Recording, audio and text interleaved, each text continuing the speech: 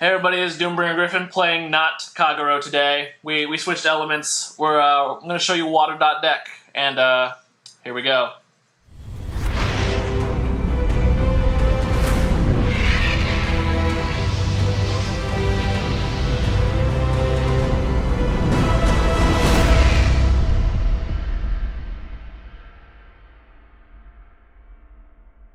Hey everybody, it's an oldie but goodie. Well, it's been brought into the new age. It's a Maelstrom deck profile. This is one of two Aqua Force decks you can play now. You can play Thava, so you can play Maelstrom. I'm playing this. We're about to go to Charlotte this coming weekend at time of filming. And I expect to see some Stall Saber, as Fighters Collection may or may not be there in force. So I'm going to show you what this Maelstrom deck looks like. So for starters, we've got Blue Storm Cadet Marios. You can also use the Grade 3 Searcher, but since we're playing Maelstrom and his effect is essentially a Grade 3 Searcher, but for free with a small Aqua Force stipulation, we're going to play Marios just to keep our costs down as much as possible. You know, even though counterblasting isn't exactly, hard to find in this deck, it'll be alright. We've got 4 of the $4 crit. Yeah, he's $4. I don't know why. I picked him up for $1. That was great. Supersonic Sailor. He unflips damage. Okay. He's better than the vanilla. Speaking of the vanilla, ignore these vanillas. I'm just a couple Despinas short. Blue Storm Marine General Despina. I don't know how they got so many generals in this army. It's kind of ridiculous. Or Navy, rather. It's the Navy. Surprise. The Despina says if you put her behind a Maelstrom Vanguard, your opponent can't call grade 0s. It wins the game if you have glory. More on that later. Next, we've got the Margle clone. Battle Siren Malika. Margle clones are awesome. If you don't have, oh well, I lost 1,000 power to give something else 3k. And usually it's super worth it, especially if you're playing a deck where attacks are made a lot and power decreases like with Tidal Assault. You just pop a Malika on it and you get a little more value. And then the best heal trigger ever, Battle Siren Carolina. Go UNC, go heals. We go here. So, here comes Carolina. Look, if you see me on a feature match, I will say here comes Carolina every time I pop that heal trigger. So that's it for grade 0s. And now on to grade 1s. I want you to guess what the first 4 are. It's the easiest game of my life. It's Perfect Guards. If you're not playing Perfect Guards, well, why are you watching this? Go back to Vanguard 101.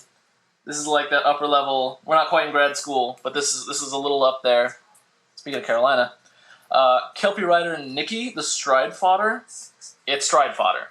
Why aren't you playing this? It's, it's not the Limit Break Enabler. I know we're playing Maelstrom, but you honestly don't really need it. Plus, space is a little, hard to come by. Grade 1s are kinda, I don't really want to say your preference. There are choices to be made. You can play the Penguin, I guess. But I'm playing Stacia in my 3 slot. For the extra backline attack, it snipes a rear guard. Those pesky, I don't know, if you happen to see Tom, Kagero rear guards, any 9Ks, this is an easy pop from the backline. It combos well with the deck for the extra attack. And Hermes, 10k attacker, early pressure, just kind of something to fill this slot. Like I said, the grade 1s are a little flexible. You could play the Limit Break Enabler if you really felt like you needed it. But I'm playing the 10k for pressure because if I'm limit breaking Maelstrom, I'm either in a bad way or I'm stuck without strides. So to me, the stride fodder is most important, and some early pressure never hurt anybody, or except your opponent. That's exactly what it's for. Grade 2 lineup, really solid. We've got, to start off, 4 Tidal Assault, super useful. Yes, you should play 4 of them. It's really good when you happen to, throw down an extra attack on in an Aqua Force deck. Ooh, for free? Yeah, seems good. You lose 5k. Oh well, we have Lambros. And the combos get really silly. We've got Magnum Assault. He lets himself stand again when he boosts and he hits. Or, no, just when he's boosted. Not even when he hits. There's a little line of text that matters right there. If he was boosted, pay the cost, What is the cost? This has no cost. Oh, it's just worded badly. Yeah, just stand this thing and give it 2k. I got it ratted. It does have a cost. What's its cost? CB1. CB1. Oh, booty. Why did it get errated? It got errated when it got released. Okay. Apparently I'm a little out of the know, and thankfully my team corrected me. There is a CB1 cost. Yeah, have fun with all the judge calls at regionals with this. So, I mean, CB1. CB1 and Maelstrom. Seems good. Yeah, you'll have plenty to deal with. And we've got Rascal Sweeper. Gives himself 2k just for kind of showing up, you know, the nice door prize there. And at the end of the battle he attacked. If you have Maelstrom, which you should, and it was the first battle, switch him. So it's a free Couple Dagger Sailor. We're not playing Couple Dagger because we have access to Rascal since we're playing Maelstrom. Also, you know, $20 bills are a little hard to come by sometimes, and we understand here at Team Absolution that you don't have a deck full of $20 bills, it's okay. But, you know, this deck is probably one of the most expensive right now. Speaking of $20 bills, here comes the big threes. We've got 3 regular Maelstrom. Mostly stride fodder. If you ride him, cool. If you want to cross ride, okay. But he's not the main point. Honestly, sitting on Karma or Glory is a little bit better.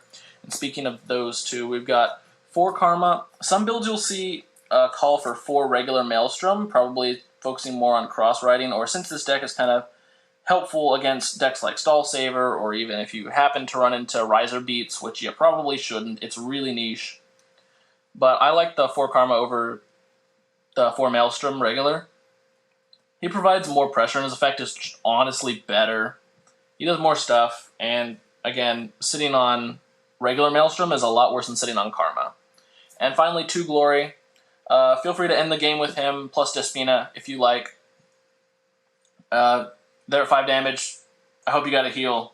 I really hope it's Carolina, just for you. And finally, the not-so-$20 bills. The really hard stuff to come by. We're going to move these out of the way for you. We've got out of the trial deck and, you know, putting out the fire. Title Board Dragon, your first stride, your Blizza fodder. Yeah, that's the common one. He just allows you to draw cards and maybe call things, maybe get an extra attack. But your first stride, it's okay. It's just fine. And then, it's Lambros. I got 4 of them. You need all 4, trust me. 2 active Lambros. They really shouldn't be alive. If they're still alive, something has gone terribly wrong for you. 2 Lambros turns, or even 1 Lambros turn, is absolutely disgusting. And there's a reason this card, you know, brought this clan into the meta, essentially. Like, you wouldn't be seeing Title Boar-centric lists ever. And if this stride said anything more fair, well, it wouldn't be in the top 3 lists of every ARG and Nationals and, you know, tournament that we've seen since his release. He's super broken. And if you don't know why, well, standing 2 units and giving them both plus 10k on the 4th attack, that was really easy because of Tidal Assault and Stacia and Rascal Sweeper and all of that. Yeah, that's super good. Oh, and wait. There's still triggers. There are still triggers. You still get to check 3 of them. Ho, no cost there. He's free except the Persona Flip, so you only get 2 of them.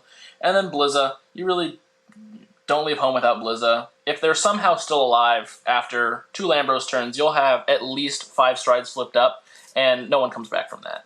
Even after, like, Perfect Guard, your units that are supposed to be weakened because of their abilities, since that no longer applies, you'll have all your dudes sitting there with their restands, and there are triggers that you check with Blizza because you're good at this game and you were super lucky.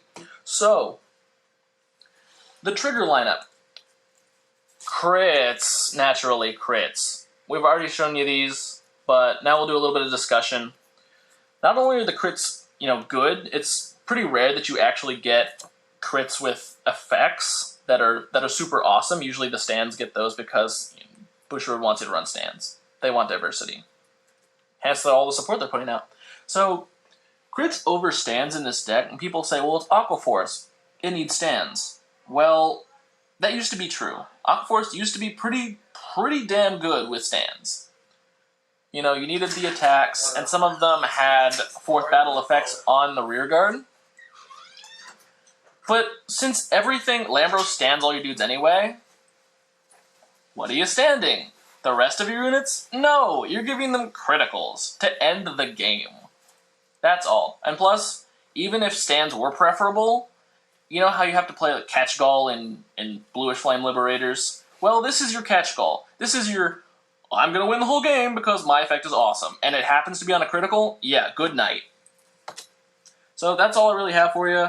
I might do a deck profile on Thavas soon, so look out for that. But this has been Team Absolution Water Dot deck. The storm is coming, hopefully to Charlotte. You know, stay home, kids. It'll be fun. So that's it, and I'll see you next time.